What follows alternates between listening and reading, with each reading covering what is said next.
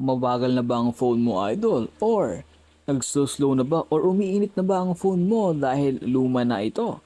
Well, idol, huwag ka mag-alala. Ayusin natin at papabilisin natin agad yan in just a few clicks lang.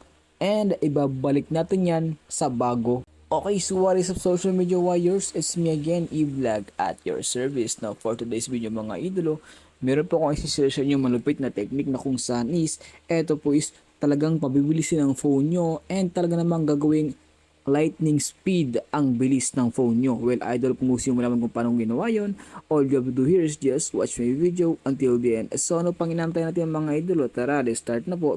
Now, dito mga idol, meron po akong two-way na kung saan is ituturo sa inyo kung paano pabilisin ang phone nyo in just a few clicks lang. Well, idol, una-una sa lahat, ito po is hindi po halos alam ng mga users ito. Now, saan nga ba pupunta kapag gusto mong pabilisin ang phone mo?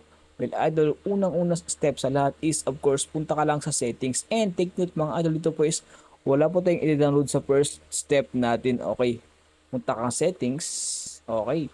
Or if ever po sa settings, kung gusto nyo dito na lang, pwede rin dito, may settings, ito po may settings po yan dyan. Click nyo yan, pwede pong click nyo, automatic settings din po yan. Now, after dito mga idolo, punta po tayo sa, scroll down nyo lang sa pinakababa, about this phone. And then sa about this phone mga idol, okay, na dito na po sa about this phone. Na dito mga idol, okay, kung makakita nyo mga idol, ito pong baseband na to, click nyo po yan, no? Ito po, yung build number na yan.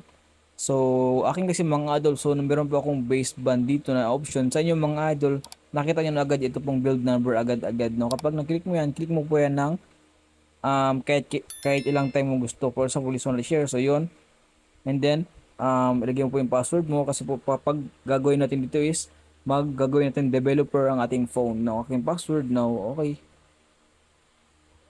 Okay, so yun. There we go. So, eto na. You are now a developer mode. So, dapat ganito rin sa inyo mga idol. Nakasabi rin na you are now in a developer mode. Okay, back na natin now. If assuming mga idol is gano'n na po tayo, kung baga naka-developer mode na po tayo. Now, hanapin nyo po dito sa settings yung developer mode. If ever hindi nyo makita mga idol, click nyo lang dito search or type nyo lang dito developer options. Ayun. And then dito mga idol, so napakadami po mga developer options dito. As you can see sa aking memory po is click mo yung memory niyan. So ito po makita mo agad yung mga memories, may yung performance ng memory mo or yung ma-use sa memory mo. So back na natin. And then so many more. So napakarami dito mga idol. Okay, kung paano po ba tawag doon, kung paano po ba iba-ibang options na kung saan is di po nakikita sa settings nyo. So ito as you can see, napakarami ko po dyan. Okay, so there we go. Now dito mga idol, scroll down nyo lang ito. Now dito idolo is dito po makikita ang option na kung saan is pabibilisin ang ating phone in just a few clicks lang. Well idols, ito yun. As you can see sa network ko, so extra lang, next sa network ko, 5G na po yan siya. Network po, diba, napakalupit. Okay, nandito mga idol, scroll down nyo lang sa pinakababa, baba. Okay, scroll down nyo lang hanggang sa makita nyo to. Window animation scale. Now, ito mga idolo, hindi po halos lahat alam ito. Okay, so napakaswerte nyo kasi ito po yung pinanood yung video dahil ito po ang magtuturo sa inyo kung paano pabilisin ang phone nyo. In first step natin of course. Na dito mga idol, actually siya nakita mo animation scale 1x9, di ba? Click mo yan, and then click mo po itong 0.5. And then the rest, ganun po ang gawin mo.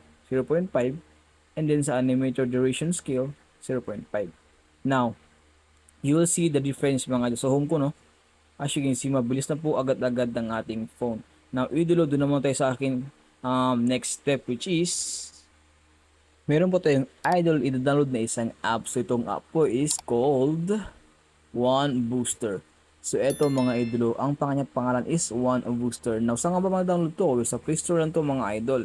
Okay, click mo itong Play Store and then type mo lang ito po, One Booster or Phone Booster. Phone Booster, and then nanguna agad yan siya. Click mo lang yan and then install mo lang. And meron pa siyang 1 million downloads. So ibig sabihin pinagkakatiwalaan talaga itong app na to. Napakalupit and napakatindi na app. Now, if ever or assuming mga idol is na-install nyo na yan, click nyo lang open. Now, kapag na-open yung mga idol, ito pong lalabas agad-agad yan. Check mo lang to and then start mo lang agad-agad. Na yun, agad-agad ini-scan niya na yung phone mo, 'di ba? Na kaka-install mo pa lang i-scan niya agad ang phone mo and hahanapin niya agad yung mga dumi or yung mga nagfa-fast load sa phone mo. Na actually sa akin is meron po tayong use dito na 4.5 gigabyte and may free po tayo ng 2.9 gigabyte sa ating tawag dun sa ating RAM. So ibig sabihin nito, click mo na yung boost now. And yun, scanning RAM na siya, agad-agad is i-boost niya yan. Optimizing na. O di ba mga idolo, kaka-install mo pa lang agad-agad ito po ang ginagawa niya. Di ba napakalupit ang app na to mga idolo. Now mamaya magtataka na lang kayo lightning speed na ang bilis ng phone nyo. Kasi po kapag natapos yung first step kanina and then ngayon, well, you will see a good result kapag ang 2x mo lang. And then there we go, dito na po tayo sa app mismo. So dito mga idolo, wala po tayong ibang i-click kundi itong clean na to. Okay, clean natin. Click natin clean. And then, of course, grant natin dapat yan. Okay. And then, so yun. Nag-scan pa po siya ng mga files na kung saan is hindi naman kailangan sa phone mo o hindi naman karapat-rapat sa phone mo. So, yun. Nag-scan na po in my case. So, yun. Malapit na siya yun, kumbaga, umabot siya ng halos 300 MB. Now, click mo na itong clean. Agad-agad linisin yan mga idolo. So, yun. There we go. Ang bilis po mag-clean. And then, boom, there you go. Now, ito po ang ito po ang second step mga idolo. Now, kapag na-click mo yung clean na yun kanina, well, ito na siya ngayon, okay? Kapag click mo yung clean na yan, agad-agad, i-clean niya na talaga yung lahat-lahat ng files. Okay, sa akin clean na po yan. And then, kapag ganito, may timer, X mo lang yan.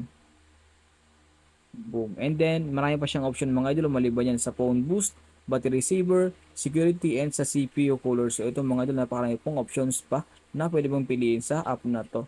So, yun mga idol. So, kapag ginawa mo yung step kayo na, and then step ngayon, kumbaga step 1 and step 2, well idol, masusurprise ka na lang yung phone mo is sobrang bilis na.